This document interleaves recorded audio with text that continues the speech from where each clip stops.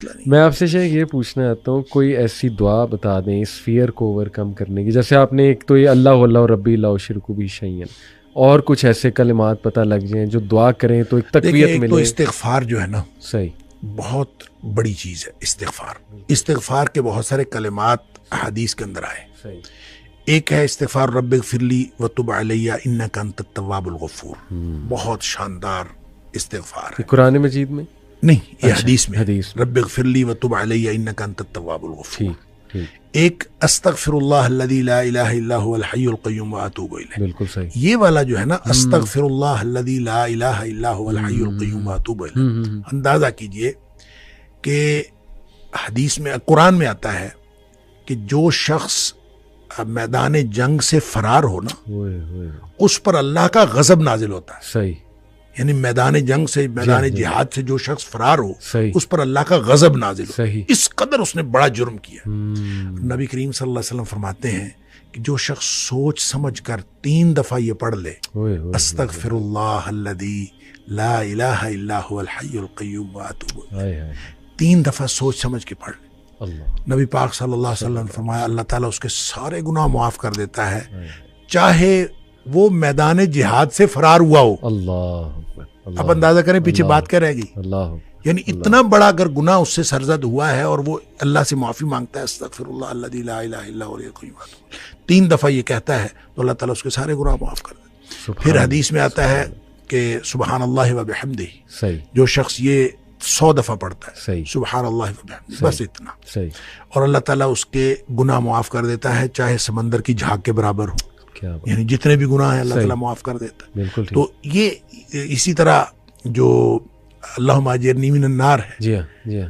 یہ 7 دفعہ اگر کوئی شخص صبح کے وقت پڑھ لے، صحیح. 7 دفعہ شام کے وقت پڑھ لے، صحیح. اگر اس دن میں اور اس رات میں اس کی موت آ جائے تو اللہ تعالیٰ جنت عطا فرما دے گا. پھر سید الاستغفار ہے. جی. یہ تو میں سمجھتا ہوں شارٹ کٹس ہیں. ہاں. تو سید الاستغفار 1 دفعہ پڑھ لے، اللہم انت ربی اللہم انت ربی لا الہ الا انت خلقتنی وانا عبدک وانا، تو یہ 7 دفعہ، یہ 1 دفعہ پڑھ لے.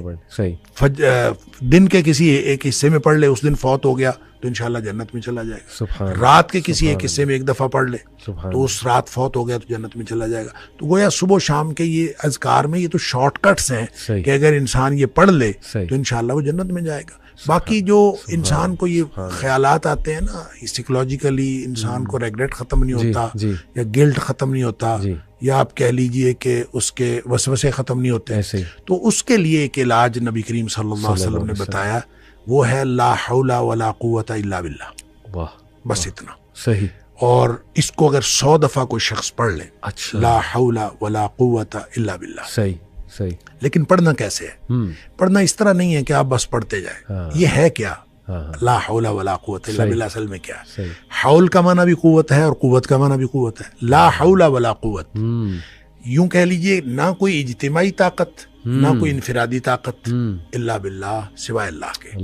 یا نہ گناہ چھوڑنے کی طاقت، نہ نیکی کرنے کی طاقت، الا باللہ. یعنی یا تو ایک کو پازیٹیو بنا لے، ایک کو نیگیٹو بنا لے، یا ایک کو اجتماعی یا ایک کو انفرادی.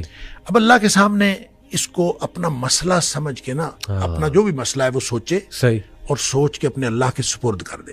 یا اللہ میری تو کوئی طاقت نہیں، نہ انفرادی نہ اجتماعی، الا باللہ. ہاں تو عطا فرمائے طاقت تو ہو سکتی ہے. یوں میں اس کو کہتا ہوں یہ بے بسی کا کلمہ ہے. بے بس آدمی اپنے اللہ کے سامنے بے بسی کا اظہار کرے اس کلمے کے ذریعے. صحیح صحیح. تو پھر یہ نبی پاک صلی اللہ علیہ وسلم نے فرمایا، جس شخص نے کہا تھا نا مجھے وسوسے آتے ہیں، جی، آپ نے فرمایا لا حول ولا قوت الا باللہ پڑھا کر، تیرے وسوسے بھی ختم ہو جائیں گے، اور اس کے علاوہ اللہ تعالیٰ تیرے 100 مسئلے حل کر دے گا. واہ واہ. آپ اندازہ کریں ایک شخص کے 100 مسئلے ہوتے نہیں ہیں. 2 نہیں تو 4، 4 نہیں تو 6، 6 نہیں تو 8. اس سے زیادہ مسئلے تو کسی کے ہوتے نہیں. تو لا حول ولا قوت الا باللہ پڑھنے سے وسوسے بھی دور ہو جاتے ہیں. اور اس کے علاوہ، اور وسوسے جب حدیث میں اس کا لفظ وسوسے آتا ہے تو میں اس کا سمجھتا ہوں کہ اس سے مراد سائیکولوجیکل پرابلمز ہیں. تو جتنے سائیکولوجیکل پرابلمز ہیں وہ اس سے حل ہو جاتے ہیں. اللہ کا ذکر ہر اعتبار سے بہترین ہے، لیکن بعض تو بالکل ایسے ہیں جیسے وہ تیر بہدف ہیں. کیا بات. اور یہ شیخ اس کو جنت کے خزانوں میں سے بھی بالکل، اس کو لا حول ولا قوت الا باللہ، اس کو نبی اکرم صلی اللہ علیہ وسلم نے جنت کے خزانوں میں سے خزانہ بھی قرار دیا. اور جس کو جنت کا خزانہ مل جائے اس کو اور کیا چاہیے. آپ کو شاید میں نے یہ واقعہ پہلے سنایا ہو. میرے والد صاحب رحمۃ اللہ علیہ بہت زیادہ ذکر کیا کرتے تھے جوانی میں. صحیح. اور ہماری دادی بھی بتایا کرتی تھی کہ یہ محی الدین بڑا ذکر کیا کرتا تھا.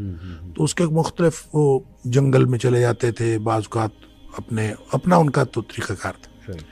والد صاحب نے خود مجھے یہ واقعہ بتایا. وہ کہتے ہیں کہ مجھے ایک دفعہ یہ حدیث نظر سے گزری کہ جنت کے خزانوں میں سے خزانہ ہے لا حول ولا قوت الا باللہ. تو کہتے ہیں میں نے اس کے بعد باقی سارا ذکر جو ہے کم کر دیا. اچھا. تو سب سے زیادہ اسی کو پڑھا لا حول ولا قوت. کہتے ہیں میں نے یہ سوچا کہ جس کو جنت کا خزانہ مل جائے اس کو اور کیا چاہیے.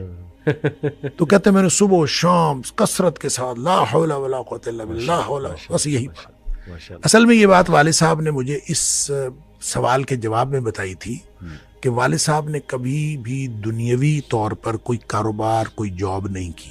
اچھا. نہ کوئی کاروبار کیا، صحیح، نہ کوئی جاب کی. صحیح صحیح. 16 بہن بھائی ہم تھے جن کو پالا انہوں نے. تو میں نے ایک دفعہ ان سے پوچھا تھا کہ ابا جی آپ کو کبھی زندگی میں کاروبار کرنے کا خیال نہیں آیا؟ ان کا آیا تھا. ان کا کاروبار کا خیال آیا تھا جوانی میں. پھر انہوں نے یہ واقعہ بتایا. ان کا جب یہ میں لا حول ولا قوت الا باللہ بہت زیادہ پڑھتا ہوں، اس سے پہلے کہتے ہیں میں سوچا کرتا تھا کہ میں کوئی کاروبار کر لوں. تجارت کہتے ہیں مجھے بہت پسند تھی، اس لیے بھی پسند تھی کہ نبی پاک صلی اللہ علیہ وسلم کو تجارت پسند تھی، اور اس لیے بھی کہ نبی پاک صلی اللہ علیہ وسلم اس میں بہت زیادہ برکت ہے. کہتے میں سوچا کرتا تھا، کیا نہیں کبھی. تو جب لا حول ولا قوت الا باللہ میں نے بہت زیادہ پڑھا تو کہتے ایک دفعہ خواب میں مجھے اللہ تعالیٰ نے دکھایا کہ میرا یوں کر کے دھڑ جو ہے وہ آدھا کر دیا گیا. اچھا. آدھا کر کے مجھ سے الگ کر دیا گیا. اچھا. اور میرا آدھا دھڑ الگ ہو گیا لیکن میں باقی کا پھر بھی مکمل ہوں. یعنی وہ آدھا دھڑ الگ کر دیا گیا ہے اور میں پھر بھی مکمل ہوں.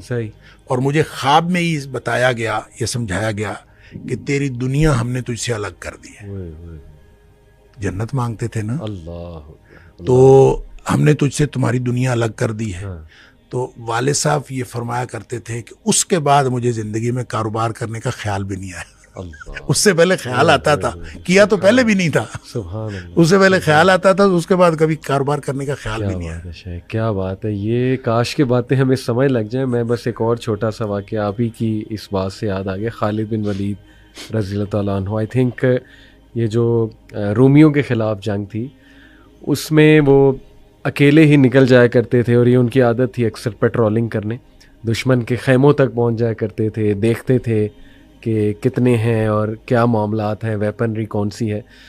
تو صحابہ نے انہیں منع بھی فرمایا کہ آپ جو ہے ہمارے کمانڈر ہیں، آپ اکیلے اس طرح نکل جایا کرتے ہیں.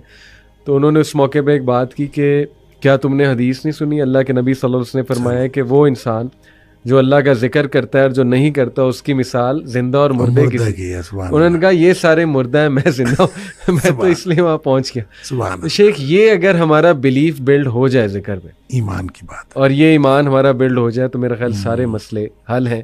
اور بس اختتام یہاں پہ کرتے ہیں شیخ، جو آپ نے وہ بدو کی بات بتائی کہ کیا اس کا گمان تھا اللہ رب العالمین کے بارے میں کہ اس نے کہا کہ یا رسول اللہ میرا حساب کون لے گا؟